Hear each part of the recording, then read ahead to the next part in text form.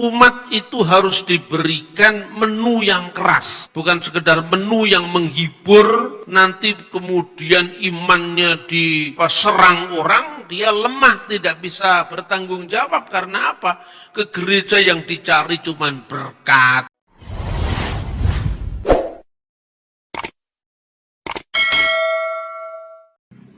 Shalom, salam sejahtera dalam kasih Kristus. Pada kesempatan ini, saya akan membahas satu ulasan penting dan menarik. Opini Dr. Bambang Nursena. Menu yang keras harus diberi kepada umat. Sebelum saya lebih jauh memberikan beberapa ulasan dan catatan penting terkait dengan opini, pemikiran, dan pendapat dari hambanya Dr. Bambang Nursena, ada baiknya kita saksikan dulu pernyataan singkat, jelas, padat dari beliau berikut ini. Kenapa saya sampaikan ini berulang-ulang? Kadang-kadang di anak-anak muda saya ngomong aja, mereka enggak ngerti, tetap aja saya ngomong, lama-lama kan ngerti. Sebab umat itu harus diberikan menu yang keras, bukan sekedar menu yang menghibur, nanti kemudian imannya diserang orang, dia lemah, tidak bisa bertanggung jawab. Karena apa? Ke gereja yang dicari cuman berkat, ke gereja yang dicari cuman hal-hal yang sifatnya fisik. Padahal carilah dulu kerajaan Allah. Artinya fokus kita pada kerajaan Allah, yang lain-lain akan ditambahkan. Karena tambahan itu berarti bonus. Orang Kristen diberkati jadi orang kaya, boleh, tetapi itu bonus, bukan tujuan. Kalau kekayaan menjadi tujuan, Anda pergi ke Gunung Kawi saja, itu namanya teologi pesugihan. Dan yang seperti itu bukan Alkitab. Alkitab jelas-jelas mengatakan bahwa kita harus berakar, bertumbuh dalam iman dengan firman Tuhan. Baik Bapak Ibu Saudara, tadi kita sudah menyimak, menyaksikan dan mendengarkan pernyataan singkat dari hambanya Dr. Bambang Nursena. Beliau memberikan konfirmasi dan penegasan tentang apa yang selama ini dilakukan, baik itu melalui khotbah dalam mimbar di gereja maupun melalui seminar-seminar yang diadakan. Beliau menyampaikan firman secara berulang-ulang. Sekalipun kelihatannya sukar dan sulit dimengerti, khususnya terkait dengan doktrin ajaran kekristenan yang sangat penting, sangat mendasar, urgen, yang merupakan substansi pokok utama dari kekristenan itu sendiri.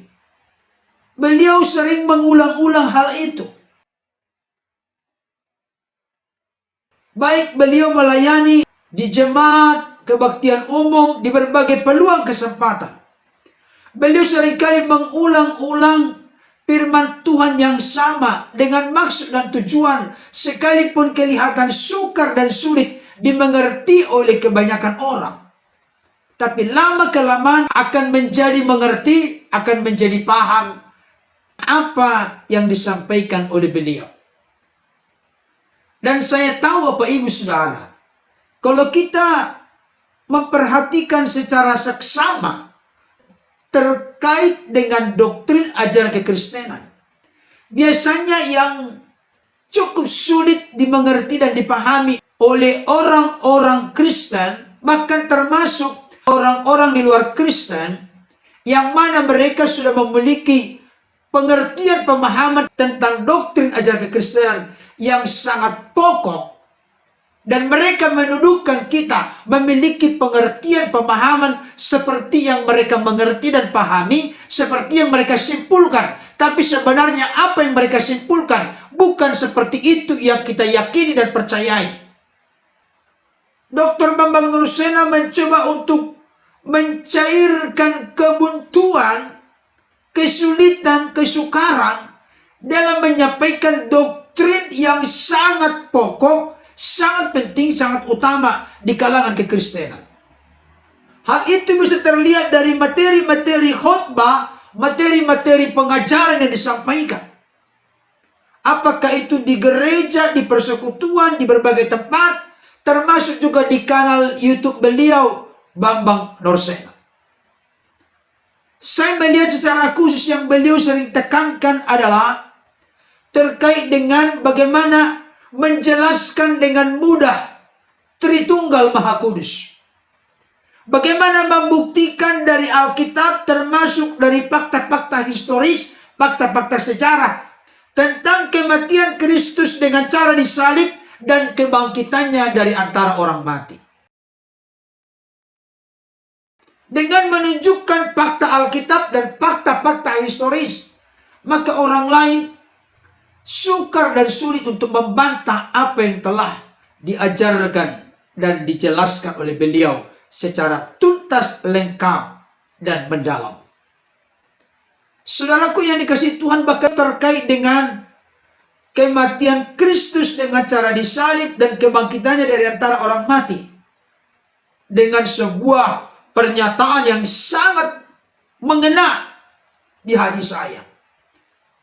Menolak kematian Kristus dengan cara disalib sama seperti upaya menegakkan benang basah. Karena banyak fakta-fakta dari sejarah, fakta-fakta historis yang membuktikan, menunjukkan bahwa Yesus benar-benar disalibkan, mati, dikuburkan, dan bangkit kembali dari antara orang mati. Setelah 40 hari menampakkan diri kepada murid-murid, akhirnya dia pun naik ke surga. Hambanya Dr. Bambang Norsena juga secara khusus membahas tentang keilahian Yesus, kemanusiaan Yesus, ketuhanan Yesus. Sekalipun kelihatan sukar dan sulit dipahami oleh siapapun yang menyaksikan, mendengarkan pengajarannya, beliau selalu mengulang-ulang sehingga lambat laun, lama-kelamaan jadi mengerti dan memahami dengan baik. Dan itulah yang sudah berhasil ditularkan, diajarkan, dijelaskan oleh hambanya Dr. Bambang Norsena. Itu sebabnya beliau tidak pernah lelah untuk menyampaikan, berulang-ulang disampaikan supaya apa yang diajarkan itu melekat di hati umat. Dan apa yang diajarkan, disampaikan melalui media sosial, orang-orang lain pun yang punya kerinduan tulus dan murni untuk mengerti, menggali, mengeksplorasi kebenaran, mereka pun menemukan pengertian yang baik, benar, dan bertanggung jawab.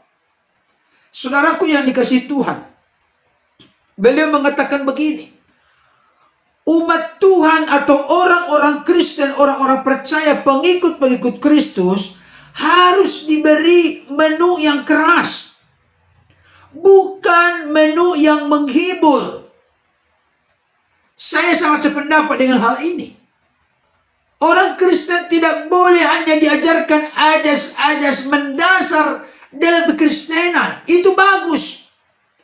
Tetapi jangan sampai kita ini sudah belasan tahun, puluhan tahun menjadi orang Kristen yang diajarkan hanya yang basic, hanya yang mendasar. Dan akhirnya tidak pernah bertumbuh secara baik, secara sehat. Tidak pernah menjadi dewasa dalam Tuhan. Saudaraku yang dikasihi Tuhan, kenapa hambanya Dr. Bambang Norsena menekankan tentang bagaimana pentingnya menyampaikan menu yang keras kepada umat. Jangan hanya fokus menu yang menghibur. Tujuannya adalah bagaimana kalau suatu saat, apalagi di era media sosial sekarang ini, ada banyak orang melakukan tanda petik serangan kepada doktrin ajaran kekristenan yang sangat fundamental. Apakah itu terkait dengan Tritunggal Maha Kudus? Apakah itu terkait dengan kematian Yesus dari fakta historis, fakta sejarah? Apakah itu terkait dengan dua natur atau dua natur Kristus, dua kodrat Kristus, keilahian, ketuhanan, dan kemanusiaan Kristus? Beliau menjelaskan ini di garis depan, tidak pernah merasa sungkan, tidak pernah merasa ragu untuk menyampaikan ini. berulang-ulang dijelaskan, berulang-ulang disampaikan supaya orang Kristen dapat menangkap, mengerti dengan baik sehingga menjadi terbiasa dan akhirnya menerima apa yang disampaikan. Saudaraku yang dikasihi Tuhan, hal ini menjadi sangat penting karena di era media sosial sekarang ini, era keterbukaan ini, iman kita bisa saja diserang oleh orang lain. Jikalau iman kita lemah, maka kita tidak akan bisa mempertanggungjawabkan pengharapan dan iman yang ada pada kita di dalam Yesus Kristus. Padahal salah satu panggilan dari orang-orang percaya adalah memberikan pertanggungjawaban kepada orang-orang yang meminta pertanggungjawaban tentang apa yang kita yakini, apa yang kita harapkan, apa yang kita percayai, dengan cara lemah lembut, dengan cara rendah hati, bahkan dengan cara yang baik. Pros apologian menjadi bagian tanggung jawab kita. Memberikan jawaban ketika iman kita disalah mengerti, disalah pahami oleh orang lain. Memberikan pembelaan iman. Itu adalah tugas yang mulia dan bagian dari kebenaran firman Tuhan. Saudaraku dikasihi Tuhan, ada satu ayat yang mengatakan begini di dalam 1 Korintus 13 ayat 11. Ketika aku kanak-kanak, aku berkata-kata seperti kanak-kanak. Aku merasa seperti kanak-kanak. Aku berpikir seperti kanak-kanak. Sekarang sesudah aku menjadi dewasa, aku meninggalkan sifat kanak-kanak itu. Jangan lagi kita berkata-kata seperti kanak-kanak. Jangan lagi kita merasa seperti kanak-kanak. Jangan lagi kita berpikir seperti kanak-kanak. Kita harus berubah. Kita harus bertumbuh. Kita harus makin dewasa. Dan saya kasih tahu Bapak Saudara, inilah salah satu target utama yang menjadi visi dari seorang rasul besar bernama Paulus. Kita buka Kolose 1 ayat 28-29. Dikatakan demikian. Dialah yang kami beritakan apabila tiap-tiap orang kami nasihati dan tiap-tiap orang kami ajari dalam segala hikmat. Perhatikan targetnya, goalnya, visi tujuannya untuk memimpin tiap-tiap orang kepada kesempurnaan dalam Kristus. Itulah yang kuusahakan dan kupergumulkan dengan segala tenaga sesuai dengan kuasanya yang bekerja dengan kuat di dalam aku. Memimpin tiap-tiap orang kepada kesempurnaan dalam Kristus, itulah yang diusahakan dan dipergumulkan dengan segenap tenaga oleh seorang Rasul Paulus. Berarti ini sesuatu yang sangat penting. Bagaimana kita berakar, bertumbuh, berbuah. Bagaimana kita menjadi serupa seperti Kristus. Bagaimana hidup kita hari lepas hari. Bukan mengalami kemerosotan iman. Bukan mengalami stagnasi kemacetan. Tapi mengalami progres. Saya sangat suka dengan ayat yang menegaskan. Sekalipun aku berjalan dalam lembah kekelaman, aku tidak takut bahaya. Sebab engkau menyertai aku. Gadamu dan tongkatmu itulah yang menghibur aku. Saya kasih tahu dan ingatkan kepada setiap kita. Di tengah-tengah lembah kekelaman, lembah pergumulan, lembah tangisan, lembah kegelapan, kita tidak menjadi stop, merosot, berhenti. Tapi kita berjalan. Berjalan itu berarti ada progres, ada kemajuan, ada pertumbuhan, ada kedewasaan. Sehingga menjadi serupa seperti Kristus.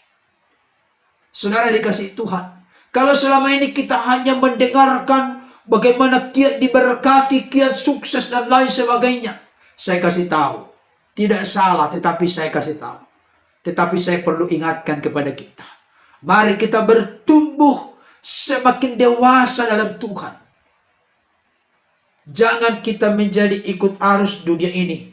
Jangan kita menjadi serupa dengan dunia ini. Marilah kita bangun dari ketiduran rohani kita. Mari kita lapar dan haus akan kebenaran firman Tuhan. Menyukai firman Tuhan. bukan hanya menyukai firman yang kita sukai, tapi firman yang merupakan kewajiban, tanggung jawab, bayar harga. Kita harus siap. Bukankah Yesus berkata, barang siapa yang mau mengikut aku, ia harus menyangkal dirinya, memikul salibnya, dan mengikut aku setiap hari. Memang setiap orang yang mau hidup beribadah kepada Tuhan harus bersedia mengalami aniaya. Kenapa? Karena kepada kita dikaruniakan bukan saja untuk percaya kepada Yesus, melainkan juga untuk menderita untuk Dia. Filipi 1:29. Saudara dikasih Tuhan, pergumulan, masalah, kesukaran, kesulitan, kesesakan, sakit, penyakit, persoalan yang kita hadapi, itu salah satu alat yang sangat efektif, efisien, optimal, maksimal dipakai oleh Tuhan untuk menumbuhkan dan mendewasakan kita dalam Tuhan. Oleh karena itu kita harus luruskan motivasi kita untuk mempelajari firman Tuhan, untuk menikmati kebenaran, bukan fokus utamanya supaya kita diberkati. Kenapa? Orang pergi ke gereja yang dicari hanya berkat, hanya hal-hal yang bersifat fisik. Padahal firman Tuhan berkata, carilah dahulu kerajaan Allah dan kebenarannya, maka semuanya itu ditambahkan kepadamu. Apa yang akan kita makan, apa yang akan kita minum, apa yang akan kita pakai, dan keperluan-keperluan kita yang lain.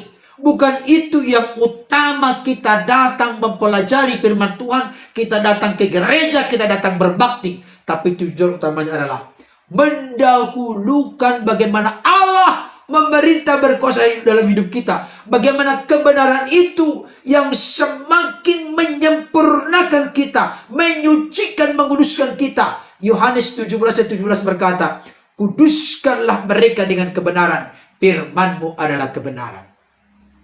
Saudaraku yang dikasihi oleh Tuhan, mari fokus utama kita bukan berkat, bukan hal-hal yang fisik, hal yang bersifat semu sementara, karena hal itu tidak akan memungkinkan, memampukan kita untuk mampu menghadapi segala tantangan, penyesatan, nabi-nabi palsu, pengajar-pengajar palsu, dan lain sebagainya. Hanya dengan kita bertumbuh sungguh-sungguh dalam Tuhan, dengan cara kita mengutamakan Tuhan, kita akan kuat dalam menanggung segala perkara. Kita tidak akan ikut arus dunia ini. Kita tidak akan disesatkan. Bahkan kita tidak akan membawa penyesatan kepada siapapun, karena kita sungguh-sungguh bertumbuh di dalam kebenaran. Saya kasih tahu, jangan bonusnya yang kita utamakan. Bonus itu boleh, tapi itu bukan tujuan. Kalau bonus tujuan, mamon tujuan, harta benda, uang, kekayaan tujuan, kita sedang salah dan keliru. Seperti kata hambanya Dr. Bambang Nursena, kalau tujuan kita adalah berkat-berkat, hal-hal yang fisik, maka pergi ke Gunung Kawi saja. Beliau mengatakan itu termasuk namanya teologi pesugihan. Hal yang demikian tidak pernah diajarkan oleh Alkitab. Sangat tegas beliau. Bahkan sampai Yesus pernah berkata, setia dan benarlah dalam perkara-perkara kecil, maka engkau akan setia dan benar dalam perkara-perkara besar. Bagaimana mungkin Allah akan mempercayakan kepadamu harta yang sesungguhnya kalau hal-hal dunia ini pun tidak beres kita mengaturnya? Harta yang sesungguhnya adalah kebenaran yang tinggal berdiam dalam diri kita, yang mengubah sifat watak karakter kita sehingga menjadi serupa seperti Kristus. Dalam sebuah kesempatan, Rasul Paulus berkata kepada jemaat Kolose, kamu telah menerima Kristus Yesus Tuhan kita. Karena itu, hendaklah hidupmu tetap di dalam Dia. Hendaklah kamu berakar di dalam Dia dan dibangun di atas Dia. Hendaklah engkau bertempat teguh dalam iman yang diajarkan kepadamu. Hendaklah hatimu melimpah dengan syukur. Ada di situ kata-kata yang menegaskan, setelah kita menerima Yesus sebagai Tuhan Juru Selamat, maka tidak stop, tidak berhenti. Kita harus tetap di dalam Kristus. Kita harus berakar di dalam Kristus.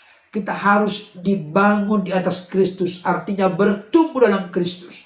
Kita harus bertambah teguh, bertambah kokoh oleh karena iman yang diajarkan kepada kita. kita harus melimpah dengan syukur. Itulah buah-buah kehidupan kita. Kiranya ulasan ini menjadi berkat bagi kita. Amin.